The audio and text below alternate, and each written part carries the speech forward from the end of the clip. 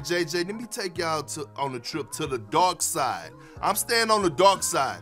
Where a guy they have a nickname for a guy that's called G12. You know who G12 is? That's Ja Morant. And the G stands for gangster, okay? And we know that the gangsters are lurking down there in Memphis right now. And see, here's the thing. Ja Morant, what he's doing. Shoot for, because he ain't next, he's now. Right?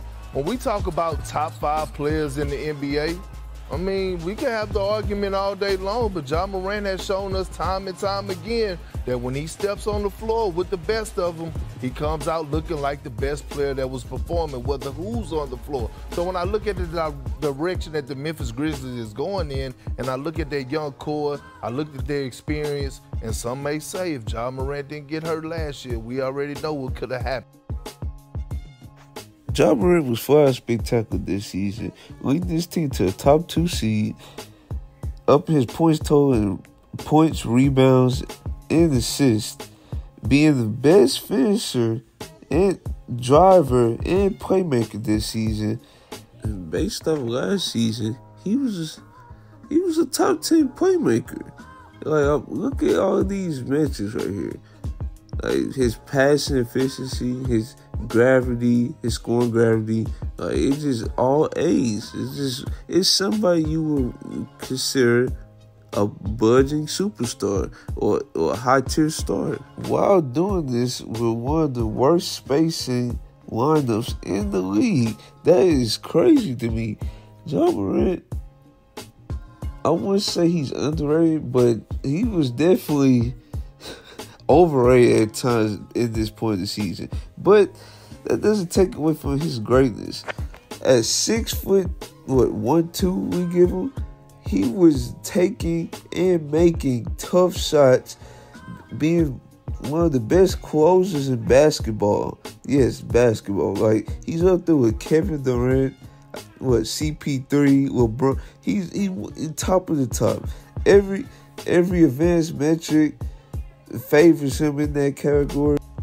Now, there's multiple leaps I believe he can take to be an even better player. Like, his 3-point shot making, it definitely could be better. His spacing and, being like a 10th off ball when he don't have the ball, it can be better. Like, relocating for 3. Now, he can cut, but that, that has a ceiling to it. So you need to have a more diverse off-ball game, which young players probably won't have until later in their careers. Also, one of the leaps I want him to take is being a better defender on defense. Now, that's going to determine whether they're a middle-of-the-pack playoff team or they're a real-deal championship contender team. That component of basketball, especially late in games when you're getting hunted, you need to be able to hold your own and, say to man you're guarding to the help. That's going to be very important come playoff time. Now, if he clean that up, watch out, because the advanced matches right now view him as a strong on-ball defender, but his screen navigation is one of the worst in the league. If he can clean that up, he could be a positive defender on the end. And his off-ball game definitely needs work, because there's a couple times in that Warriors series, right? Klay Thompson moving off ball against him not being aware, not moving. But that's going to come with time. Especially if they have the core of him, Bane, and Triple J around for the next coming years. They can make some serious noise. But I'm going to show you examples of what I'm talking about from this past season. Now, on this play, you see Desmond Bane. He feeds Steven Ellis. Steven Ellis feeds to Ja Morant. And look how he contorts his body to go to his left hand to make that layup. Like, that is crazy. Also, I want to show you this. This is 2 examples of him being clutch. Look at Ja Morant. He gets the ball. He getting the screen from Steven Ellis. Look how he had to contort his body on this layup. Switched hands to the left hand to make this layup. Like, that is big-time basketball. Now, look at this. This is the game-winning shot right here. Gets the ball from the inbound. He waits a few moments. Then he attacks Mikal Bridges, one of the best defenders in the league. Took him to the basket, made the layup. Like, this is downright big-time clutch basketball. Now, this was very eye-opening to me. Now, the Warriors, they plan is always leaving the weakest shooters on the court open. Even if you shoot like 38, 40%, they still gonna leave you open. You're gonna have to prove it to them. So Ja Morant, and him knowing this, he decided to come out the gate and start firing. Like, that was very surprising to me. I'm not confronting. Like, he came out the gate firing, and that just opened everything else. Now, we see what he can do scoring-wise. Now, look at his playmaking right here. Look how patient he is. He come off the Tillman pick and roll. He fakes the pass. He fakes the initial pass. Then he whip it around both Wiggins and GP2 for the Tillman finish.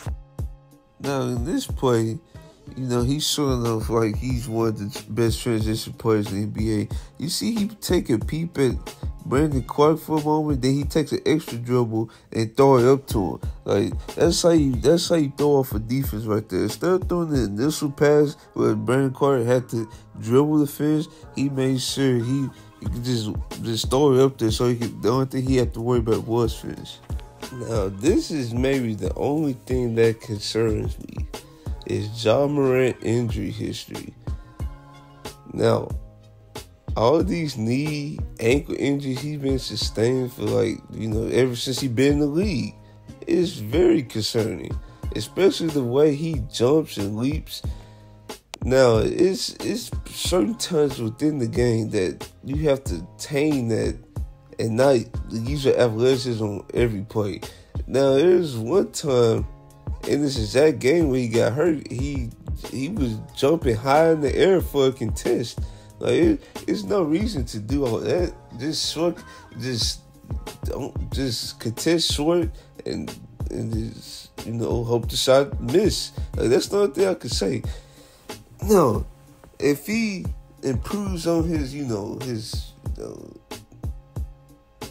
not getting hurt as much, he would be one of the best in the league pretty soon, and it won't take long either. Now, I hope you guys enjoyed that video. I've just been, you know, just trying out a bunch of things, been gaming, been, you know, doing some basketball vids here and there. I've been trying to mix it up. Just let me know what you guys want. I'm all about listening to the fans. Now, if the fans want more, you know, gaming, I do gaming. If the fans want more commentary just like this, I do this. And plus, this is something I enjoy. Talking sports and gaming, it don't matter to me. But talking sports, this gonna require more, you know, video research, just research in general. So just let me know. Now, with all that being said, I'm Terrell, and I'm out.